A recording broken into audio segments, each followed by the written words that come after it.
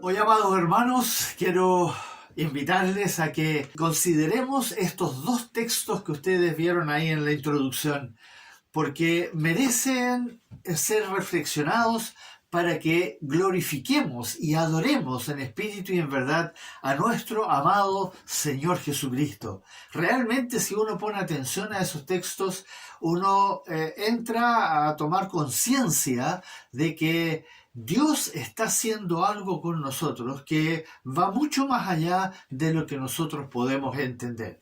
Por eso quiero invitarles que abran sus Biblias ahí en Romanos 8:29 y también busquen Efesios 4:13. Pongan una marca ahí para que vayan de un texto al otro, porque la idea es que los leamos juntos para entender la verdad que está inmersa en estos dos textos de los cuales vamos a hablar hoy día. Así que les invito entonces que abran sus Biblias y leamos estos dos textos con concentración. Porque a los que antes conoció, también los predestinó para que fuesen hechos conforme a la imagen de su Hijo, para que Él sea el primogénito entre muchos hermanos. Y también dice, hasta que todos lleguemos a la unidad de la fe y del conocimiento del Hijo de Dios, a un varón perfecto, a la medida de la estatura de la plenitud de Cristo. Una de las cosas que justamente nos cuesta mucho entender es que en el momento en que nosotros fuimos salvados por la gracia inmerecida que viene de parte de nuestro Padre Celestial, comenzó en nosotros lo que se podría decir una transformación completamente inimaginable. Considerando este texto, les invito a que oremos en esta mañana. Amantísimo y glorioso Padre que estás en los cielos, cuando escuchamos estas palabras que tú dejaste escritas acá para que nosotros tuviésemos la más absoluta certeza de que tú eres el que está haciendo la obra en nosotros, una obra que va mucho más allá de lo que nosotros podemos entender e imaginar, queremos agradecerte y adorarte con todo nuestro ser, porque comprendemos que tú te has propuesto algo que nos va a llevar a un estado que nosotros realmente no lo podemos imaginar. Vamos a compartir la gloria con tu Hijo y eso es algo que supera completamente nuestro entendimiento. Sin embargo, queremos pedirte, Padre, en el nombre de Jesús, que por favor nos ayudes a entender lo que esto significa ahora en nuestra vida. Te lo pedimos y te lo agradecemos siempre y únicamente en el bendito nombre de tu amado Hijo, nuestro Señor Jesucristo. Amén. Entonces, antes de que nos sumerjamos en esta reflexión que vamos a hacer sobre nuestra rehabilitación, quiero invitarles que los leamos de nuevo, escuchemos de nuevo este texto, estos dos textos, porque necesitamos verdaderamente empaparnos de ellos para poder entonces empezar a entender lo que vamos a hablar sobre ellos. Leamos. Porque a los que antes conoció, también los predestinó para que fuesen hechos conformes a la imagen de su Hijo, para que Él sea el primogénito entre muchos hermanos. Y también está escrito, hasta que todos lleguemos a la unidad de la fe y del conocimiento del Hijo de Dios, a un varón perfecto, a la medida de la estatura de la plenitud de Cristo. Para que fuesen hechos conforme a la imagen de su Hijo, hasta que todos lleguemos a un varón perfecto a la medida de la estatura de la plenitud de Cristo. Qué extraordinaria verdad que el Señor nos está declarando aquí en su palabra. Cuando uno verdaderamente se da cuenta de lo que nos está diciendo nuestro Señor Jesucristo con estas palabras, nos parece en realidad algo totalmente imposible de alcanzar. Es cierto, es totalmente imposible de alcanzar para nosotros, pero no para Él. Y Él dice que Él lo va a hacer. Por lo tanto, para que seamos transformados de tal manera que lleguemos a ser hechos a la imagen de Cristo, nuestro Señor, será obviamente necesario que suceda algo muy, muy impresionante en nuestra vida. Si continuamos con las analogías, como ya lo hicimos en otros sermones y en el sermón de la enfermedad esclavizante, podemos decir que ahora en adelante, que somos hijos de Dios, hemos comenzado una rehabilitación integral.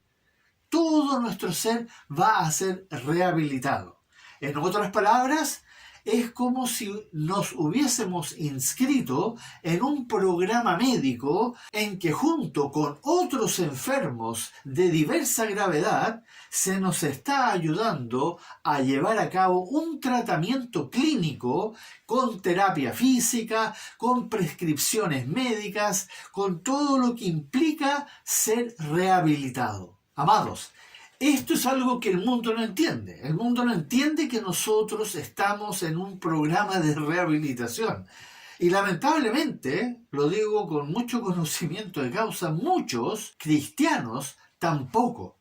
Nosotros que somos parte de la iglesia de nuestro Señor Jesucristo, de la iglesia del Dios viviente, o como también se nos ha enseñado en la palabra, parte del cuerpo de Cristo, si seguimos la metáfora, somos pacientes muy enfermos que estamos rendidos a los pies del médico, de un médico que nos puede sanar. Y ese médico es nuestro Señor Jesucristo. En otras palabras, la iglesia está compuesta de enfermos con diversos síntomas y diversos niveles de gravedad que han admitido, a diferencia de otros, que han admitido seriamente su condición y que ahora están en un tratamiento de por vida. Porque desde el momento en que nosotros fuimos salvados, comenzó este tratamiento de por vida para ser sanados, en otras palabras, para ser salvos. Es lo que nuestro Dios ahora está haciendo con nosotros. La iglesia, hermanos amados, no se compone de personas santas, justas y buenas, que hacen todo lo bueno que Dios manda en su palabra. No, amados, somos enfermos graves que el Espíritu Santo ha convencido a seguir este tratamiento.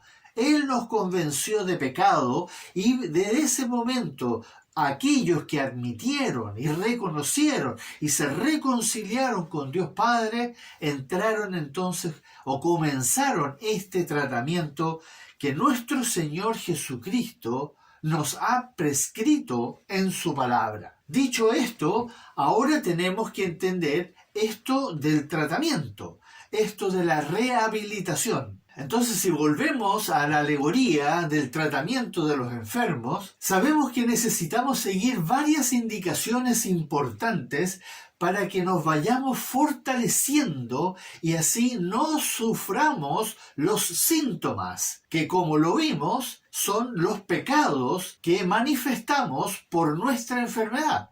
Esa enfermedad que la palabra dice la carne, la naturaleza humana. ¿No? Los síntomas son los pecados. Este tratamiento el Señor lo resumió en una verdad cuando dijo estas palabras. Esto resume el tratamiento. Escuchen esto, por favor, lean ahí como dice en Juan capítulo 8. Dijo entonces Jesús a los judíos que habían creído en él: si vosotros permaneciereis en mi palabra, seréis verdaderamente mis discípulos y conoceréis la verdad, y la verdad os hará libres. Y agregó: así que si el Hijo os libertare, seréis verdaderamente libres. Aquí nuestro buen pastor nos está diciendo, nos está declarando una verdad con la cual, con todas sus letras, nos dice que podemos ser libres. Podemos ser libres. Pero ¿de qué podemos ser libres? De todo eso que provoca y estimula nuestra enfermedad, nuestra naturaleza humana. Libres de todo aquello que nos ataca, que nos está constantemente estimulando nuestra enfermedad para que justamente nosotros tengamos síntomas, pequeños. Y de eso nos quiere librar nuestro buen pastor. Todas esas cosas que provienen del mundo, como lo dice muy claramente en Primera de Juan, ahí en el capítulo 2, ¿no? Las cosas, los deseos de la carne, los deseos de los ojos y la vanagloria de la vida. Con eso nos quiere estimular nuestras concupiscencias, nuestra naturaleza humana, nuestra enfermedad. Todo lo que el hombre, por su envanecido entendimiento, ha profesado desde Noé. Si antes de Noé ya empezó esto del pecado, y de ahí en adelante la cosa siguió empeorando, y que hoy se ha concretado en la religión más influyente de todos los tiempos. Y me refiero al humanismo secular. ¿Qué es el humanismo secular? En otras palabras, la centralidad y divinidad del hombre. El hombre ha llegado a la conclusión de que lo más importante en toda la existencia, porque no hablan de creación, en toda la existencia es el hombre, que todo gira en torno al hombre. En otras palabras, el humanismo secular es la glorificación del ego. ¿Qué tiene que ver esto con el tratamiento y esta nuestra rehabilitación que estamos viendo acá? Todo, amados hermanos, todo. Ya que cuando comenzamos a seguir a nuestro buen pastor y comenzamos a escuchar su voz, comenzó en nosotros inmediatamente una lucha desenfrenada entre nuestra enfermedad, la carne, y lo que el Señor nos manda en su palabra. Antes de que conociéramos al Señor, nosotros simplemente vivíamos en la carne, enfermos que hacían y los síntomas no nos importaban, los justificábamos. Pero en el momento en que nosotros fuimos salvados y conocimos al Señor y escuchamos su voz y empezamos a seguirlo, en ese momento se desata esta lucha entre la carne y el espíritu, como dice tan claramente en Gálatas 5. Volviendo a la metáfora, en el momento en que comenzamos el tratamiento, comenzamos a tener una lucha angustiosa con la terapia, los ejercicios, las medicinas que tenemos que tomar, la dieta que tenemos que seguir, el cuidado de no contagiarnos. Si hablamos de esta metáfora, ¿no es cierto? Y ¿qué es lo que sucede con estas cosas que nuestro amado Señor nos manda que hagamos? Lo tratamos de hacer, pero lamentablemente a la pinta nuestra, como nosotros creemos o nos parece correcto. Comenzamos a leer la Biblia ocasionalmente y muy superficialmente, sin estudiarla, conformándonos con lo que nos enseñan en la escuela dominical. Oramos, pero a la pinta nuestra, y no como nos manda nuestro Señor Jesucristo en su palabra. ¿Y por qué? Porque no leemos la palabra, no la estudiamos. También vamos al culto, pero lamentablemente una gran mayoría va para ser edificados emocionalmente o por cumplir, y no para adorar, como el Señor lo enseñó claramente en su palabra, en espíritu y en verdad. ¿Por qué no adoramos en espíritu y en verdad? Nuevamente, porque no sabemos adorar en espíritu y en verdad, porque no conocemos lo que dice el Señor respecto a eso en su palabra. Nos encantan las alabanzas, esas alabanzas que nos llenan de gozo, que nos llenan de felicidad, que nos gustan a nosotros. Esas alabanzas que nos gustan a nosotros, pero solo las que me gustan a mí. Las otras, no, esas no. Esos himnos, esos himnos fome, esos himnos antiguos, esos no. Elegimos lo que a nosotros nos causa placer, esos que nos tocan los sentimientos, nuestro corazón. Los demás, lamentablemente, no nos gustan. Y así con muchos otros mandamientos que no se guardan porque no los saben, porque no los conocen o porque no los entienden. ¿Y por qué no los entienden? ¿Por qué no los conocen? Porque no leemos la Biblia, porque no estudiamos la Biblia. Amados, en los próximos sermones me propongo profundizar en este tratamiento, en estas cosas que tenemos que hacer en este tratamiento, porque tenemos que aprender estos ejercicios importantes, estas prácticas de nuestro tratamiento, para que no sigamos cometiendo errores. Por eso quiero volver a lo que nos dijo nuestro buen pastor, que si Él nos liberare, seremos verdaderamente libres. ¿Y cómo es eso si Él nos liberare? Como Él lo dijo, si permanecemos en su palabra, solo en su palabra, seremos verdaderamente sus discípulos. Esas son sus palabras, ¿no es cierto? Si permaneciereis en mi palabra, lo dijo ahí en el capítulo 8, versículo 31, seréis verdaderamente mis discípulos. Y eso es importante. Primero tenemos que ser verdaderos discípulos. Lo mismo que un paciente que verdaderamente está comprometido con su médico, con su tratamiento. Y por ende, si nosotros permanecemos en la palabra y somos verdaderamente sus discípulos, conoceremos, dijo el Señor, la verdad. Conoceremos la verdad, conoceremos en profundidad todas las cosas que nos pueden ayudar a no sufrir los síntomas de nuestra enfermedad. Entonces, esa verdad, como dijo el Señor, esa verdad nos hará libres. La verdad, todas las cosas que se nos prescriben en la palabra de nuestro Señor Jesucristo. ¿Y qué se nos prescribe en la palabra? Los mandamientos, hermanos, los mandamientos.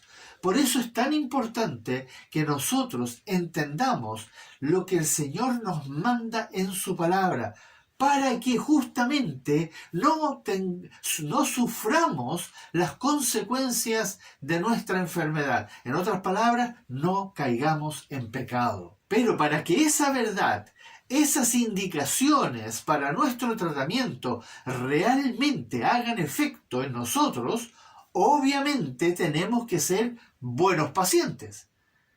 Si no, no va a funcionar. Es como, por eso esta analogía nos sirve para ir entendiendo cómo esto se debe relacionar en nuestra vida cotidiana. Tenemos que ser buenos pacientes, pacientes que obedecen, que hagan el esfuerzo permanente, cada día un poquitito más, para que la verdad, que es nuestro Señor Jesucristo, comience entonces a hacer efecto en nosotros y así vayamos progresando en nuestra transformación. Como lo leímos al comienzo, para que seamos hechos conformes a la imagen de su Hijo, hasta que todos lleguemos a un varón perfecto, a la medida de la estatura de la plenitud de Cristo. para que seamos hechos conforme a la imagen de su Hijo, hasta que todos lleguemos a un varón perfecto, a la medida de la estatura de la plenitud de Cristo. Eso es lo que nuestro Dios quiere hacer con nosotros, pero necesita nuestra participación. Es como un médico que se propone sanar a alguien completamente y llevarlo al estado completamente sano, pero necesita la participación del paciente. Si nosotros entonces realmente participamos de esto que el Señor nos está mandando en su palabra para nuestro beneficio, obviamente para la gloria de su santo nombre, habremos alcanzado ser parte de la iglesia amada, ser parte de la iglesia de Filadelfia. Esa es la iglesia amada a la cual él escribió esa carta de amor ahí en Apocalipsis capítulo 3. La novia del Cordero de Gloria. Esa novia amada que el Señor prometió que vendría a buscar. Él lo prometió ahí en el capítulo 14. Él prometió que un día la iba a arrebatar, como también lo dice ahí en Primera de Tesalonicenses, para que como Él lo dijo, donde Él esté, también estemos nosotros. Eso es lo que anhela el Señor. Por eso nos está diciendo, sigan este tratamiento. Sigan, obedezcan mis mandamientos, porque si lo hacen, entonces ustedes van a ser parte de la iglesia amada que yo voy a venir a buscar antes de la tribulación. Entonces, la iglesia, en otras palabras, es una agrupación de muchos enfermos graves que presentan síntomas, que son los pecados, como todos los demás seres humanos, pero que han reconocido, y ahí está la diferencia, que han reconocido que están enfermos. En otras palabras, han admitido que pecan, que reconocen que han pecado y que se han reconciliado con Dios, pidiéndole a Dios Padre que les perdonen todos sus pecados. La iglesia son los enfermos que reconocen que no pueden seguir sufriendo los síntomas de la enfermedad. Están aburridos de los síntomas. En otras palabras, están aburridos de pecar. No quieren seguir pecando. No quieren seguir haciendo esas cosas que saben que ofenden a Dios. Esos son los pacientes, eso es lo que es la iglesia, pacientes que han reconocido que están seriamente enfermos y que necesitan ayuda, ¿no? Necesitan un médico urgentemente. Nosotros que hemos sido salvados por gracia y no por nuestros méritos, somos justamente esos enfermos graves, que estamos buscando primeramente el reino de Dios y su justicia. En otras palabras, estamos buscando seguir el tratamiento de rehabilitación que nuestro Señor Jesucristo nos ha prescrito con tanto amor en su palabra. Estamos hoy aquí delante de Él para obedecerle, para adorarle, para agradecerle con todo nuestro ser por habernos traído a su hospital, a su reino, para que seamos transformados a su imagen, a su estatura, a su plenitud. Pero de una cosa nos debemos cuidar mucho, amados hermanos, de caer en el error, en el grave error de seguir el tratamiento equivocado. Mucho cuidado con ser embaucados por las cosas del mundo. Y por eso vamos a leer una y otra vez en todas las cartas, epístolas, en los evangelios, lo que nuestro Señor nos está diciendo con esta advertencia. Pero este es un texto que siempre debemos tener presente. Escúchenlo por favor y léanlo ahí en su palabra cuando estén escuchando este sermón. Mirad que nadie os engañe por medio de filosofías y huecas sutilezas, según las tradiciones de los hombres, conforme a los rudimientos del mundo, y no según Cristo. Es una advertencia muy, muy simple y directa.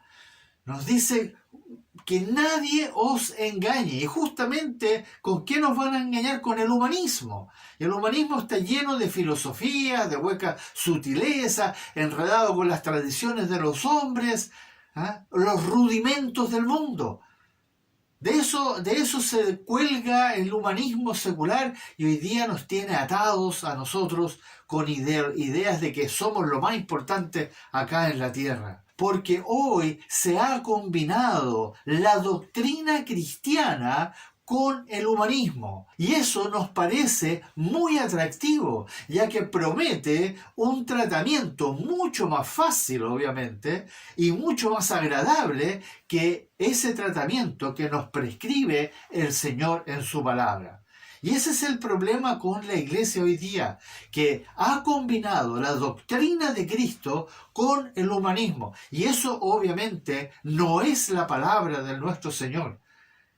No le glorifica a Él, no lo exalta de ninguna manera. Y no es la forma en que Él nos está diciendo que debemos seguir este tratamiento, esta rehabilitación, porque de esa manera jamás vamos a lograr la transformación que necesitamos vivir para poder ser cambiados. Y para los que quieren profundizar más en el tema, les sugiero que lean la segunda carta de Pedro ahí en el capítulo 2. Lean ese capítulo 2 o la carta de Judas, que son muy parecidas ambas. Realmente nos aclaran esto de estas falsas doctrinas que se han introducido en la iglesia y que nos han hecho creer que hay un tratamiento alternativo. No lo hay, hermanos. Hay uno solo. Solamente hay un tratamiento eficaz y ese tratamiento es la verdad. Es Cristo el Señor, nuestro bendito y amado buen pastor. No hay otro tratamiento.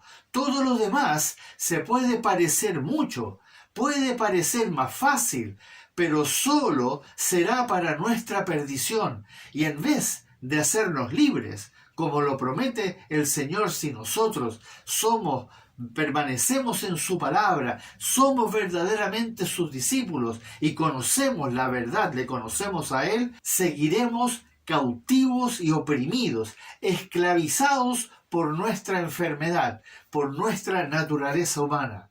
Por eso, hermanos amados, yo les invito a que ustedes tomen conciencia de lo que el Señor quiere hacer con nosotros, cómo Él nos quiere sanar, pero eso solamente es posible por medio de lo que Él dice en su palabra. No hay otra alternativa, no busquen otra alternativa, sino que hagámosle caso, creamos lo que Él nos está diciendo.